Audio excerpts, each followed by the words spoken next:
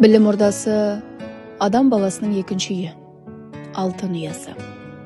Бұл жерде біз тек білім алып қана қоймай, өмірлік құндылықтарды бойымызға сіңірдік. Бүгінгі түлектер қолтаңбасы мәңгілік жасыл бақ жобасы аясында біз мектебіміздің ауласын көріктендіріп, өзімізде кейінгі ұрпаққа жасыл мұра қалдыруды жөн көрдік.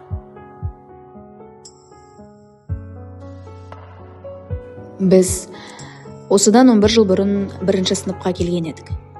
Сол кезде бізде дәл осы жаңа егілген өскіндей нәзік едік. Біз тек әріптен қана қоймай, бірге өсуді, табиғатты сүюді және достықтың қадірін түсінуді білдік. Алғашқы егілген гүліміз бізбен бірге бой түзеді. Жылдар жылжып, қоңырау үні бізді балалық шақтан ересек өмірге жетеледі. Міне, бүгін біз мектеп бітіріп жатырмыз.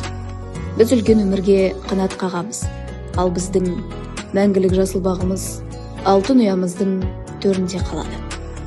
Бұл гүл біздің алтын ұя мектебімізге, аяулы ұстаздарымызға деген шексіз алғысымыздың белгісі.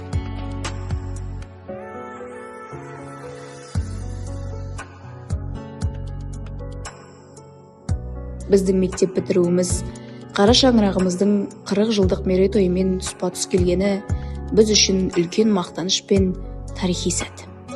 Осы айтулы жылы біз өзімізбен бірге өскен жасыл гүлімізді алтын ұя мектебімізге ерекше тарту ретінде қалдырамыз.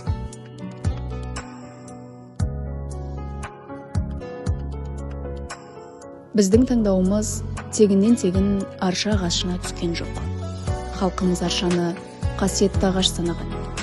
Ол төзімділіктің, тазалықтың және ұзақ ғұмырдың символы. Арша қысы жазы жап-жасыл болып тұрады. Ол ауаны тазартып, айналасына ерекше жұпар шашады. Біз егіп жатқан осы жас көшет біздің балалық шағымыз бен болашақ армандарымыздың арасындағы алтын көпір іспеттес. Ағаш түбіне 2026 жылғы түлектерден естелік деген жазуы бар тақтайшамызды да орнаттық. Бұл ағаш тамырын тереңге жайып, көкке бой созған сайын біз де солай биіктерді бағындырамыз. Осы арша сияқты біздің де бойымыздағы білім мен тәрбие мәңгі жасыл бақ болып қала бермек.